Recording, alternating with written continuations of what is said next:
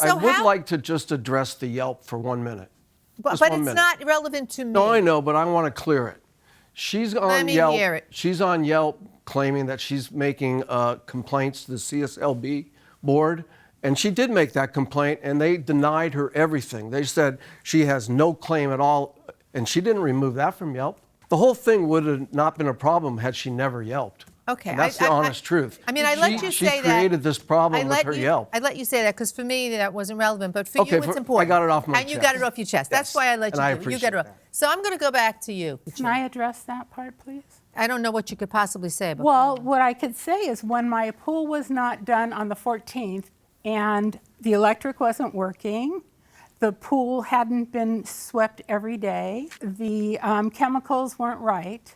On May 14th, I sent the email that said, I will give you till next Monday to come and finish everything. No answer. So I had... We had finished already. There was nothing more for us to do. I didn't send the Deco... Did you say what you needed to say? I did not send the Deco people away until after I had to hire somebody else.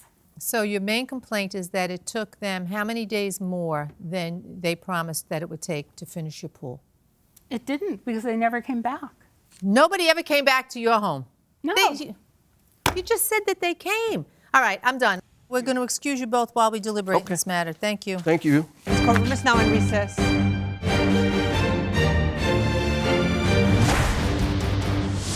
All right, I think I started out by saying the paperwork in this case was, I thought, very professional.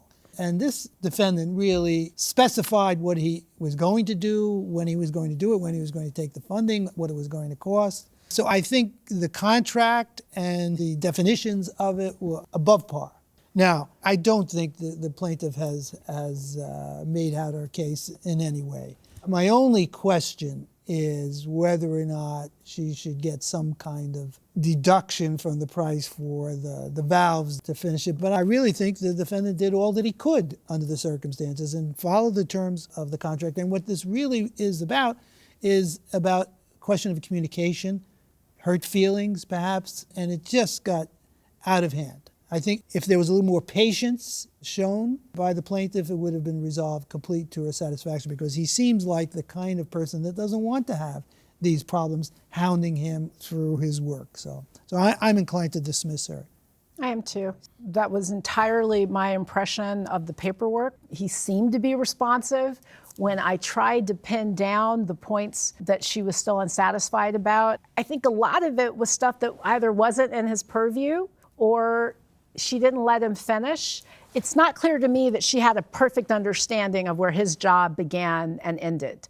And I don't see a basis for giving her any credit for the extra money paid. I think he did what he was supposed to do. Things went awry, because as they sometimes do, but he didn't do anything wrong. I mean, I could share in her frustration, but I think that her expectations were unreasonable. I think the fact that he completed this pool within the couple of weeks time frame that he had set forth, even if it was some days beyond, was certainly extremely reasonable. I think a lot of this is centered around, for both of them, hurt feelings. And I agree with you that he was concerned about his reputation, so all he wanted to do was kind of clear up this Yelp issue. And for her, I think she was very hung up on this issue of, like, who told you I have a mental illness? Was it my family that said it to you? You know, nobody would ask that question. And he never put that out there. Exactly. He never put that out there. So for me, I feel that she didn't make her case. I think he did do the job to its completion, and anything in that $800 price range from the other person she hired was not within his wheelhouse, not within his purview, and certainly not what he agreed to. Can I just point out one other thing just on this dementia point, because I was really